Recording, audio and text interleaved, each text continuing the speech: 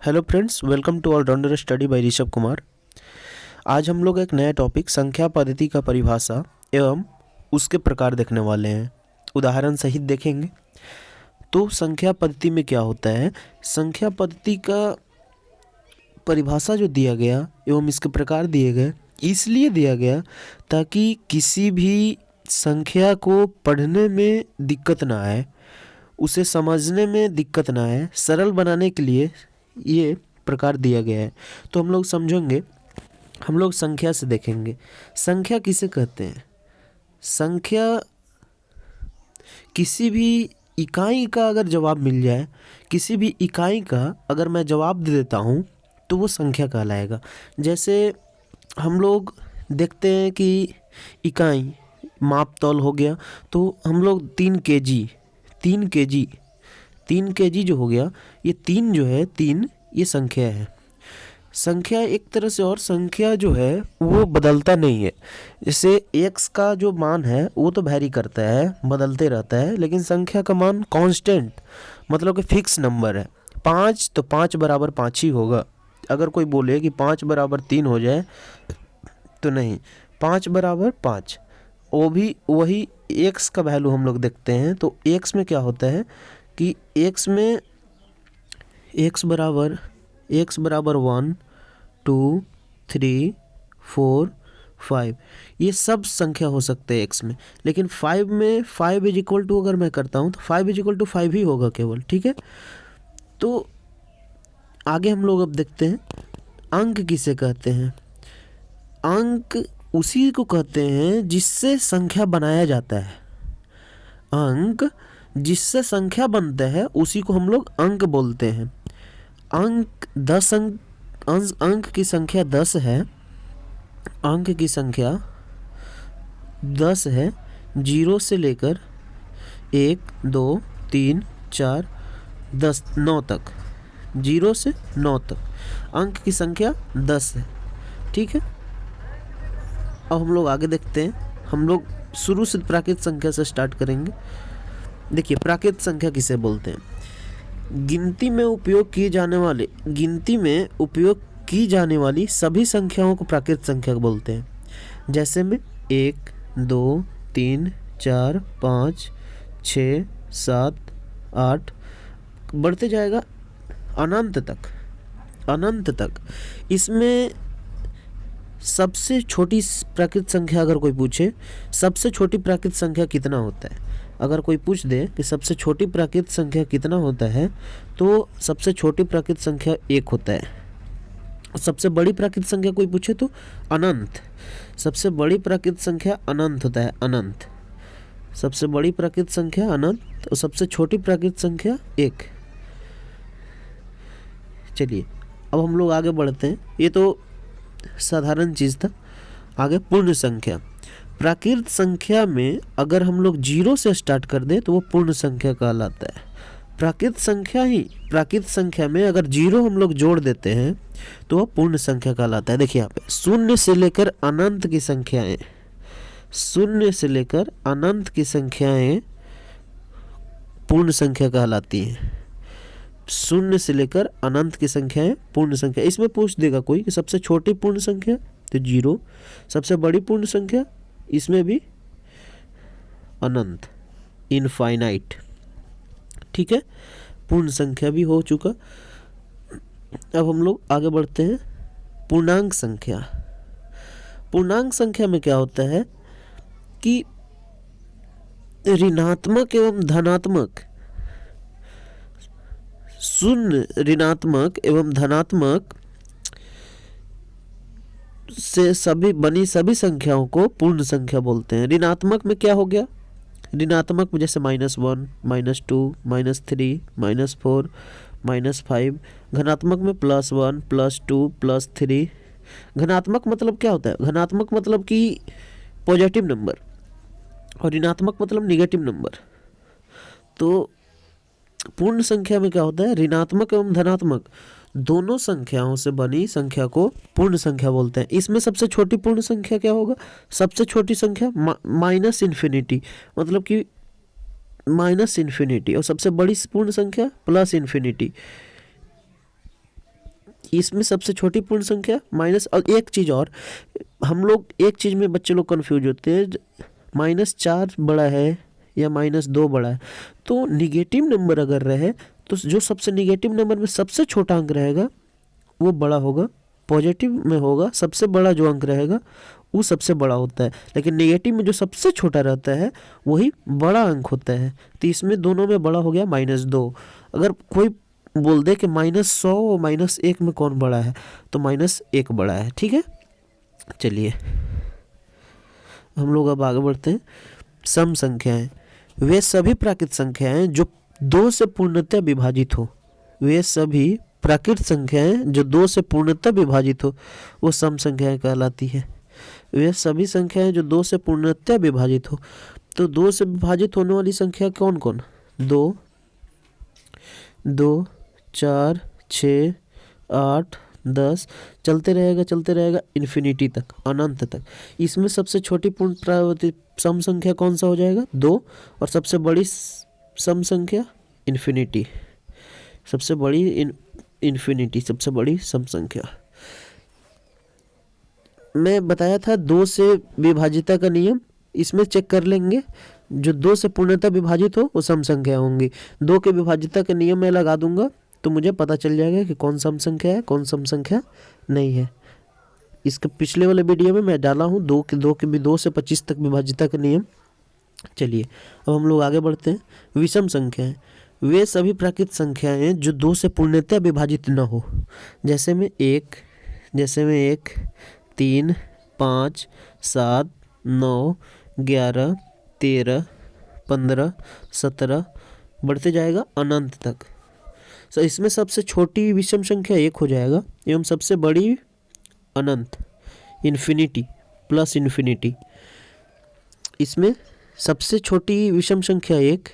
ये main exam में यही सब पूछा जाता है। 6 के एग्जाम में, नवोदय स्कूल वगैरह में सम संख्या में सबसे छोटी पूछ देगा, ऋणात्मक पूछ देगा, धनात्मक पूछ देगा, यही सब करता है।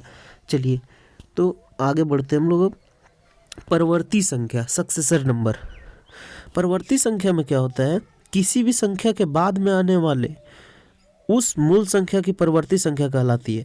जैसे में अगर पूछ देगा कोई कि 5000 का परवर्ती संख्या बताओ, तो हम लोग कुछ नहीं करेंगे, 5000 प्लस 1 कर देंगे, तो इसमें 5001 परवर्ती संख्या हो गया। परवर्ती मतलब पर मतलब होता है ना, पर मतलब बाद, पर मतलब बाद में, पर मतलब बाद में आने वाली संख्या को परवर्ती संख्या बोलते हैं। उसके बाद में आने वाली संख्या, कोई पूछ दिया 5 में, अगर कोई पूछ दिया कि 2000 का परवर्ती संख्या बताओ, तो हम लोग कुछ नहीं करेंगे, 2001 जो हो जाएगा परवर्ती संख्या हो जाएगा। 2001 परवर्ती संख्या है। चलिए अब हम लोग इससे भी आगे बढ़ते हैं, पूर्ववर्ती संख्या देखते हैं हम लोग।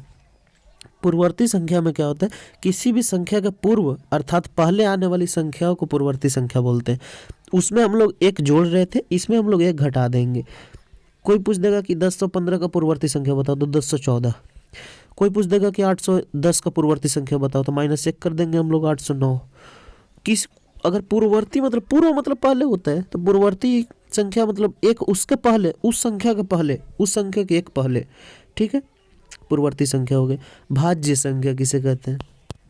भाज्य संख्या ऐसी प्राकृत संख्या जो स्वयं और 1 से विभाजित होने के अतिरिक्त कम से कम किसी एक अन्य से और विभाजित हो। देखिए इसमें क्या है कि ऐसी प्राकृत संख्या जो स्वयं और 1 से विभाजित होने के अतिरिक्त कम से कम किसी एक से और विभाजित हो। मतलब कि 2 है, अगर हम 2 को लेते हैं भाज्य संख्या में, तो 2 को हम लोग देखते हैं तो 1 से विभाजित है, 2 से विभाजित है, इसके अलावा और किसी से नहीं विभाजित है, तो ये भाज्य संख्या नहीं होगा। 4 देखते, 3 नहीं होगा, 3 तो फिर 1 और 3 से होगा। 4 देखते, 1, 2 और 4। इसमें देखिए, इसमें 3 इसका खंड आ रहा है ना, खंडित करने पे 3 संख्या आ रहा है। अगर खंडित संख्या अगर 3 और 3 से अधिक रहे तो वो भाज्य संख्या कहलाएगा। तो सबसे छोटी भाज्य संख्या 4 हो गया एवं सबसे बड़ी भाज्य संख्या वही इन्फिनिटी। भाज्य संख्या को इंग्लिश में कंपोजिट नंबर बोलते हैं। देखिए 2 यहाँ पे बच्चे लोग गड़बड़ाते हैं, 2 भाज्य संख्या नहीं है, 2 सबसे छोटी भाज्य संख्या नहीं है, 2 सबसे छोटी भाज्य संख्या नहीं होगा, याद रखिएगा, 2 सबसे छोटी भाज्य संख्या नहीं होगा। चलिए हम लोग आगे बढ़ते हैं। 4 सबसे छोटी भाज्य संख्या है और इन्फिनिटी सबसे बड़ी भाज्य संख्या है। अभाज्य संख्या हम लोग देखते हैं, ऐसी प्राकृत संख्या जो सिर्फ स्वयं और एक से विभाजित हो। ऐसी प्राकृत संख्या जो स्वयं और एक से विभाजित हो और किसी भी दूसरी संख्या से विभाजित ना हो, उसे अभाज्य संख्या हम लोग बोलते हैं। जैसे देखो, जैसे दो हम लोग देख रहे थे, तो 2 में क्या हो रहा था, 2 में 1 से और 2 से, यही 2 संख्या से विभाजित हो रहा था। तो 1 और 2 से, तो 1 और 2 मतलब कि 2 संख्या है, तो ये संख्या दो, ये सबसे अभाज्य संख्या ये हो गया। तो सबसे छोटी अभाज्य संख्या 2 हो गया, सबसे छोटी अभाज्य संख्या 2। ऐसे हम लोग 2 सबसे छोटी अभाज्य संख्या हम लोग लिखते हैं 2। 4 नहीं होगा, 3 होगा, 4 नहीं होगा, 5 होगा, 6 नहीं होगा, 7 होगा, 8 नहीं होगा, 9 नहीं होगा, 10 भी नहीं होगा, 11 होगा। क्योंकि 9 देखो, 9 देख लो, 1 से, 3 से और 9 से, 3 संख्या से हो जा रहा है। केवल 2 ही संख्या से होना चाहिए, 1 और अपने आप के अलावा किसी संख्या से नहीं विभाजित होना चाहिए। तो 11 हो गया, 13 हो गया, 17 हो गया, 15 भी विभाजित हो जाएगा, 19 हो गया, 23 हो गया, 29 हो गया, 31 हो गया, 37 हो गया, 41 हो गया, 43 हो गया, 47 हो गया, 53 हो गया, 57 नहीं होगा, 59 हो गया, 61 हो गया। अंतिम में मैं लिख दूंगा कि कौन कौन से 1 से 10 के बीच में कितनी अभाज्य संख्या आती है, 1 से 10 से 20 के बीच में कितनी अभाज्य संख्या आती है। ये महत्वपूर्ण है ये, क्योंकि कभी कभी पूछ देता है कि 61 से 70 के बीच में अभाज्य संख्याओं की कौन कौन सी अभाज्य संख्या आती है। तो हम लोग देख लेंगे ना कौन कौन सी अभाज्य संख्या आती है, आराम से देख लेंगे हम लोग। चलिए, अभाज्य संख्या के बाद हम लोग आगे बढ़ते हैं सहअभाज्य संख्या। सहअभाज्य संख्या में क्या है, 2 या 2 से अधिक संख्याओं के बीच यदि अधिकतम उभयनिष्ठ 1 हो, मतलब कि 2 या 2 से अधिक संख्याओं के बीच उसका मसह 1 होना चाहिए। मसह मतलब क्या होता है, महत्तम समबल, HCF।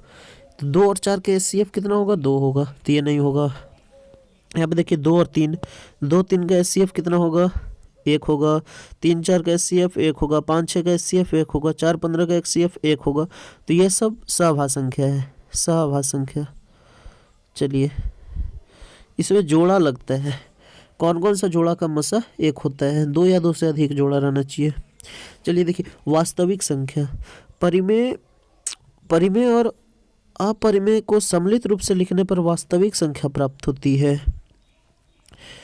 परिमेय एवं अपरिमेय संख्याओं को सम्मिलित रूप से लिखने पर वास्तविक संख्या प्राप्त होती है। एग्जाम्पल में √3, √9/25। चलिए हम लोग पहले परिमेय संख्या देख लेते हैं। देखिए परिमेय संख्या, उसके बाद हम लोग इधर देखेंगे। देखिए परिमेय संख्या वो सभी भिन्न जिसमें अंश और हर में किसी भी पूर्णांक संख्या को रखा जाए और यदि उसका हर वाला पूर्णांक 0 न हो तो परिमेय संख्या कहलाता है। देखिए ये शख्स का सबसे आसान चीज है, जो भी संख्या का अंश में हर में 0 नहीं होना चाहिए, उसका हर का मान 0 नहीं होना चाहिए। अंश में 0 हो जाए, 0 से कुछ भी अंश में पूर्णांक संख्या हो जाए, लेकिन 0 में प्राकृत संख्या रहना चाहिए। वो संख्या क्या कहलाएगी, वो संख्या परिमेय संख्या कहलाती है। ठीक है। उसका अंश और हर दोनों में से हर का मान 0 नहीं होना चाहिए, बाकी कोई भी अंक हो जाए लेकिन 0 नहीं होना चाहिए। ठीक है। चलिए, अपरिमेय संख्या, साधारण भिन्न में अपरिमेय संख्या वो है जो कि परिमेय संख्या नहीं है। वैसी पूर्णांक संख्याएं जिन्हें p/q के रूप में नहीं व्यक्त किया जा सके। ठीक है, जैसे में √3, √5, पाई। देखिए पाई, एक चीज़ और, हाँ, पाई है अपरिमेय संख्या है, लेकिन 22/7 जो है वो परिमेय संख्या है। ठीक है, याद रखिएगा, इसका वैल्यू जो है 22/7 ये परिमेय संख्या है और जो पाई है वो अपरिमेय संख्या है। ये इस पे ध्यान दीजिएगा। लोग यही देखता है कि पाई जब अपरिमेय है ना तो 22/7 भी अपरिमेय होगा, नहीं, गड़बड़ा जाइएगा। चलिए इसमें √3, √5, √7 यही सब अपरिमेय संख्या होते हैं। चलिए हम लोग अब इसके पीछे देख लेते हैं वास्तविक संख्या में। तो वास्तविक संख्या में देखिए ये हो गया जो अपरिमेय संख्या है। देखिए √9/25 इस ऊपर में अपरिमेय, नीचे में परिमेय, तो ये वास्तविक संख्या है। 2/5 देखिए वास्तविक संख्या है, मतलब कि परिमेय और अपरिमेय दोनों संख्या को मिला देने के बाद वास्तविक संख्या बनता है। ठीक है, वास्तविक संख्या का मतलब कि परिमेय भी हो सकता है, अपरिमेय भी हो सकता है वास्तविक संख्या में। चलिए आगे बढ़ते हैं हम लोग। अवास्तविक संख्या, यदि किसी भी संख्या का वर्ग ऋणात्मक संख्या हो, जैसे में √-1, √-5, √-7, √-4, तो ये संख्या को हम लोग डिफाइन ही नहीं कर सकते हैं ना, तो इसको हम लोग अवास्तविक संख्या बोलते हैं, अनरियलिस्टिक नंबर। ठीक है, देखिए यहाँ पे एग्जाम्पल भी दिया हुआ है। चलिए आगे बढ़ते हैं। काल्पनिक संख्या, अगर देखिए यहाँ से भी बहुत अच्छे से इसमें समझाया हुआ, if x² = a² = x then a = √x। अगर x कोई ऋणात्मक संख्या -4 हो तो देखिए इसमें क्या है ना कि किसी भी संख्या को, अगर किसी भी वास्तविक संख्या है तो किसी भी अवास्तविक संख्या को अगर मैं तोड़ना चाहूँ तो मैं ऐसे ही तोड़ सकता हूँ ना, इसको मैं ऐसे लिख दूंगा। तो मुझे यह नहीं पता चलता है कि √-1 का कितना होगा, √-1 का मुझे नहीं ना पता है इसका वर्गमूल, तो ये अवास्तविक संख्या होता है। इसको आयोटा से दर्शाते हैं, √-1 का जो वैल्यू है वो आयोटा के बराबर होता है। तो इसका आंसर जानते हैं, इसका आंसर कितना हो जाएगा, √15 आयोटा। ठीक है, हाँ चलिए आगे बढ़ते हैं हम लोग। ये देख लिए हम लोग, देखिए इसमें फैक्ट दिया हुआ है जो महत्वपूर्ण चीज़ है इसमें। देखिए हम लोग पढ़ते हैं इसको। सभी पूर्णांक परिमेय एवं अपरिमेय संख्याएं ऋणात्मक एवं धनात्मक दोनों होती हैं। परिमेय और अपरिमेय संख्याएं ऋणात्मक एवं धनात्मक दोनों होती है, मतलब कि परिमेय संख्या और अपरिमेय संख्या पॉजिटिव भी होगा, नेगेटिव भी हो सकता है। सही है, देखिए दूसरा में अभाज्य एवं यौगिक सम तथा विषम संख्याएं होती है। अभाज्य संख्या एवं यौगिक संख्या, अभाज्य एवं भाज्य, यौगिक और भाज्य दोनों सेम है, और ये दोनों सम तथा विषम संख्याएं दोनों होती है। जैसे अब सबसे छोटी अभाज्य संख्या 2, और एक बार और पूछ देता है ना कि सम अभाज्य संख्या का बताए, कौन सा ऐसी संख्या है जो सम होते हुए भी अभाज्य संख्या है, तो वो 2 हो जाएगा। ठीक है, नीचे में देखते हैं वैसी अभाज्य संख्या है जिनके बीच केवल एक सम संख्या होती हो तो वे अभाज्य संख्या जोड़ा कहलाती है।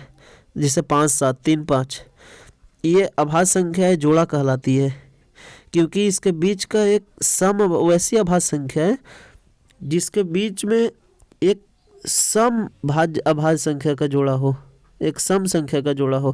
जैसे 5, 7 का कितना है, 5, 7 तो 2 डिफरेंस है, इसका सम संख्या हो गया ना बीच में 2। 3, 5 इसका डिफरेंस भी 2 है, सम संख्या है। सभी पूर्णांक परिमेय एवं वास्तविक होते हैं।